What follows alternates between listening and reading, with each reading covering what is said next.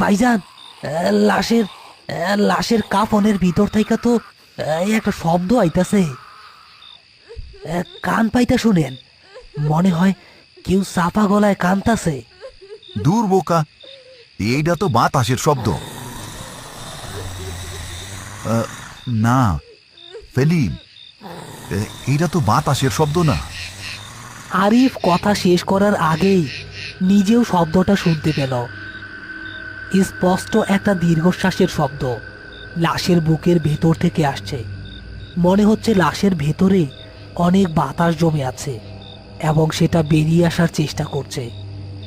ভাইজান, শব্দটা তো নিঃশ্বাস নেওয়ার মতো শোনাইতাছে। মরা মানুষ কেমনে নিঃশ্বাস নেয়? আরে নিঃশ্বাস না, হয়তো গ্যাস। পেটের ভিতরে গ্যাস জমা হইছে, সেইটা বাইর হইতাছে। লাশ তো আর একদিনের না। কিন্তু ভাইজান, এতক্ষণ পরে আর গ্যাস বাইর হইলে তো গন্ধ হইব। কিন্তু এইটা তো মনে হইতাছে কেউ কষ্ট কইরা দম পালাইতাছে। সেলিম, লাশটা কি নড়লো নাকি রে? তুইও দেখছস নাকি আমার মনের ভুল? না ভাইজান, ভুল না। আমার এইখান থেকে লইয়া চলেন। এইটা কোনো সাধারণ লাশ না, এইটার উপরে শয়তান ভর করছে। আমরা ফিরা যাই, চলেন। আহ, চুপ কর। শয়তান ভর করলে খাটিয়া নড়তো না, চিৎকার করতো। এইটা অন্য কিছু। মনে হয় লোকটা এখনো মরে নাই। কি কন ভাইজান? জ্যান্ত খাদে পইরা হাড়গোড় ভাইঙা তো কাফনের ভিতরে ঢুকছে, জ্যান্ত থাকবো কেমনে? হ্যাঁ, হইতে পারে ভুল কইরা আমরা তারে মরা ভাবছি। গ্রামের মানুষ বলছে মইরা গেছে, পুলিশও তাই ধরছে আর কি। কিন্তু লোকটা যদি মারা না গিয়া শুধু জ্ঞান হারাইয়া থাকে। তাইলে এত ঠান্ডা লাগতেছে কেন? শরীর তো বরফের মতো ঠান্ডা। আমি দৌড়ছিলাম না। ঠান্ডা হোক গরম হোক, একটা জীবিত মানুষ কাফনের মধ্যে থাকলে ইয়ার নেই মইরা যাইব। আমাদের দেখতে হইব, যদি বাইচা থাকে তাইলে হাসপাতালে নিয়ে যাইতে হইব। না ভাইজান, কাফন খুললে যদি কোনো বিপদ হয়, যদি কোনো শয়তান বাইর হয়। আহ, চুপ কর সেলিম। আমরা লাশ বাহক, কিন্তু তার আগে তো মানুষ। যদি একটা জীবন বাঁচানো যায় তাইলে আর কিসের ভয়? আর যদি দেহি এটা মৃত, তাইলে তো নিশ্চিত। সেলিম, খাদিয়া নামা, রাস্তার পাশে নামা, লাশটা চেক করা দরকার। তারা রাস্তার এক পাশে ঘাসের ওপর খাটিয়াটা নামালো। আরিফ টর্চ লাইটটা লাশের মুখের উপর ধরল। লাশটা সাদা কাফনে মোড়ানো, শুধু মুখের বাঁধনটা একটু আলগা। আরিফ সাবধানে মুখের কাপড়টা সরালো। লাশটার চোখ বন্ধ, মুখে বেশ কয়েকদিনের বড় বড় দাড়ি। কিন্তু অদ্ভুত ব্যাপার হলো, লাশটার কপালে বিন্দু বিন্দু ঘাম জমেছে। ভাইজান, মরা মানুষ ঘামে কেমনে? আর দেখেন, ওর মুখের ভাবটা কেমন জানি। মনে হইতেছে সে হাসতাছে। শরীরটা তো বরফের মতো ঠান্ডা, তাইলে ঘামলু কেমনে? সেলিম, আমার কিন্তু ভালো ঠেকতাছে না। এই লাশ বেশিক্ষণ কাঁধে রাখা যাইব না। ভাইজান, চলেন, ওর এইখানে রাইখা আমরা গ্রামে গিয়া খবর দেই। আমার মনে হয় এইটা মানুষ না, এইটা অন্য কিছু। না রে, লাশ ফালাইয়া গেলে আল্লাহ পাপ দিব। আমারও ডিউটি ওরে গরু স্থানে নেওয়া। দর, আবার তোল, আল্লাহ ভরসা। আরিফ সাহস দিলেও তার নিজের হাত কাঁপছে। তারা আবার খাটিয়া কাঁধে তুলল, কিন্তু এবার খাটিয়া তোলার সাথে সাথে এক হাড় হিম করা ঘটনা ঘটল। খাটিয়াটা কাঁধে নেওয়ার পর আরিফ অনুভব করল লাশের ওজন আগের চেয়ে দ্বিগুণ হয়ে গেছে। আর সেলিম হঠাৎ করে চিৎকার করে উঠল, আহ ভাইজান, ভাইজান, ও আমার কান কামড়ায়া ধরছে। কি? আহ আহ লাশের লাশের হাত বাইর হইয়া আমার কান আর চুল খামচায়া ধরছে ভাইজান। ও আমারে কাছে টানতাছে, আমারে ফিস ফিস কইরা কইতেছে, আমি যামু না, আমি ফেরত যাবো, খাদে খাদে যাবো। ইয়া মাবুদ, সেলিম, লাশের হাত তো আসলেই কাফন ছিঁড়া বাইরে বাইর হইছে। আরিফ দেখল লাশের একটা হাত কাফন ভেদ করে বেরিয়ে এসে সেলিমের মাথার চুল মুঠো করে ধরেছে, আর লাশের মাথাটা যেটা এতক্ষণ সোজা ছিল সেটা এখন অস্বাভাবিকভাবে ঘুরে গিয়ে সেলিমের দিকে তাকিয়ে আছে। লাশের বন্ধ চোখ দুটো এখন টকটকে লাল হয়ে গিয়েছে, আর মুখটা বিশাল হা হয়ে আছে। আমারে কই নিয়ে যাস? আমি একা মরবো না, তোগো লইয়া খাদে নামবো। সেলিম, খাটিয়া ফালা, কাত থাইকা ফালা।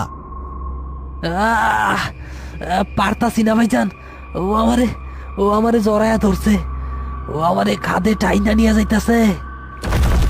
লাশের গায়ে এক অমানবিক শক্তি। সে শুয়ে থাকা অবস্থাতেই সেলিমের গলা আর চুল ধরে রাস্তার একপাশে গভীর খাদের দিকে হেঁচড়াতে শুরু করলো। আরিফ খাটিয়ার অন্য প্রান্ত ধরে প্রাণপণে চেষ্টা করছে সেলিমকে টেনে রাখতে, কিন্তু লাশের শক্তির কাছে তারা টিকতে পারছে না। খাটিয়াটা খাদের কিনারা ঘেঁষে ঝুলে আছে। পাহাড়ি রাস্তার কিনারা, খাদের গভীর অন্ধকার হাতছানি দিচ্ছে। লাশের অলৌকিক শক্তির কাছে সেলিম অসহায়। লাশটি সেলিমের চুল আর গলা পেঁচিয়ে ধরে তাকে সহ খাদের দিকে গড়িয়ে পড়ছে। ভাইজান, ভাইজান, আমারে লইয়া গেল। না, আমি তোরে নিকে দিউ না, আল্লাহ ভরসা। আরিফ বুঝতে পারল শুধু গায়ের জোরে এই শয়তানের সাথে পারা যাবে না। সে এক মুহূর্তের জন্য খাটিয়াটা ছেড়ে দিল। খাটিয়াটা ছাড়তেই লাশটা সেলিম সহ খাটের দিকে আরো খানিকটা গড়িয়ে গেল। সেলিমের অর্ধেক শরীর এখন শূন্যে ঝুলছে। লাশটা সেলিমের পিঠের উপর চড়ে বসেছে, যেন তাকে পাতালের দিকে ঠেলে দিচ্ছে। আমার লগে চল, নিচে অনেক শান্তি, অনেক অন্ধকার। খারা, আমি একটা ব্যবস্থা করতাছি। তোর শান্তির আমি 12টা বাজাইতাছি, হারামজাদা। আরিফ বাঘের মতো হুঙ্কার দিয়ে লাশের উপর ঝাঁপিয়ে পড়ল। হাতে থাকা পাথরটা দিয়ে সজোরে আঘাত করল লাশের সেই হাতে, যেটা দিয়ে সে সেলিমকে ধরেছিল। মটমট করে একটা শব্দ হলো, কিন্তু লাশটা হাত ছাড়ল না। উল্টো তার লাল টকটকে চোখ দুটো এবার আরিফের দিকে ঘুরে তাকালো। তুইও যাইবি? আয়, দুইজন রে নেমু। লাশটা তার ভাঙা হাত দিয়ে আরিফের শার্ট খামচে ধরার চেষ্টা করলো। আরিফ তখন মরিয়া। সে দেখল লাশের মুখটা হা করা। আরিফ তার পকেট থেকে টর্চ লাইটটা বের করে সর্বশক্তি দিয়ে লাশের হা করা মুখটার ভেতরে ঢুকিয়ে একটা চাপ দিল। নে, খা শয়তান, আলু খা। জ্বলন্ত টর্চ মুখের ভেতরে ঢুকতেই লাশের ভেতর থেকে এক বিকট ধোঁয়া বের হতে শুরু করলো। মনে হলো লাশের ভেতরে আগুন ধরে গেছে। লাশটা যন্ত্রণায় ছটফট করে উঠল এবং এক মুহূর্তের জন্য তার বাঁধন আলগা হয়ে গেল। সেলিম, লাথি মার, ওরে লাথি মাইবা শোনা। সেলিম মৃত্যুর মুখ থেকে ফিরে আসার সুযোগ পেল।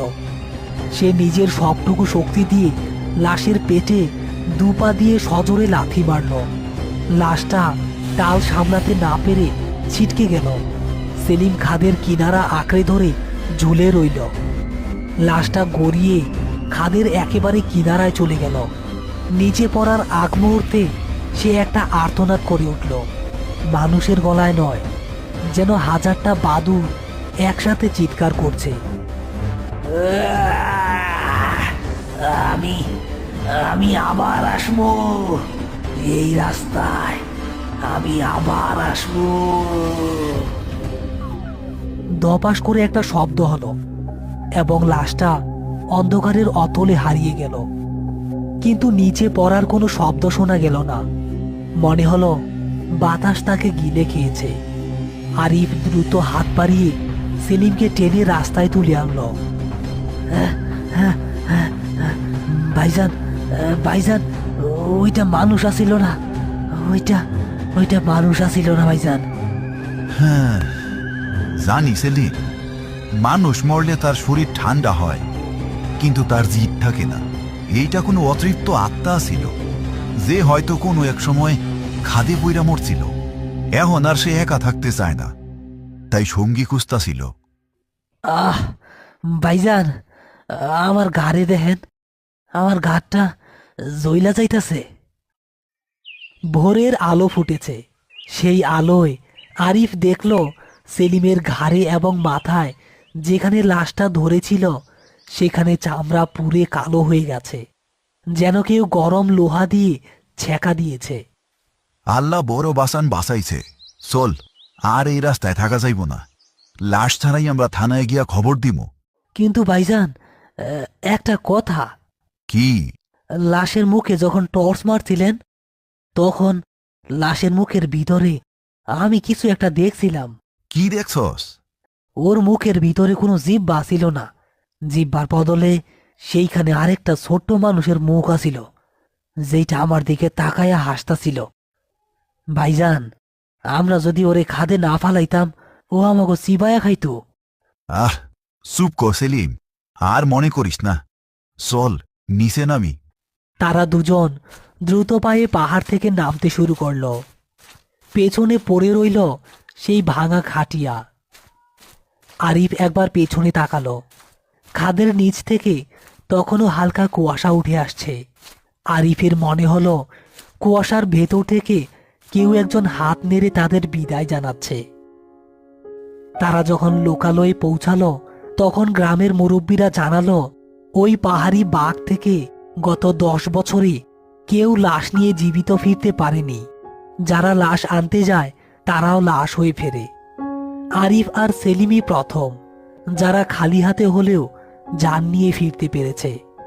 আরিফ মনে মনে তওবা করল, জীবনে আর কোনোদিন সে অচেনা পাহাড়ি রাস্তার লাশ বইতে যাবে না। লাশের ভার শোয়া যায়, কিন্তু জ্যান্ত শয়তানের ভার শোয়া মানুষের সাধ্য নয়।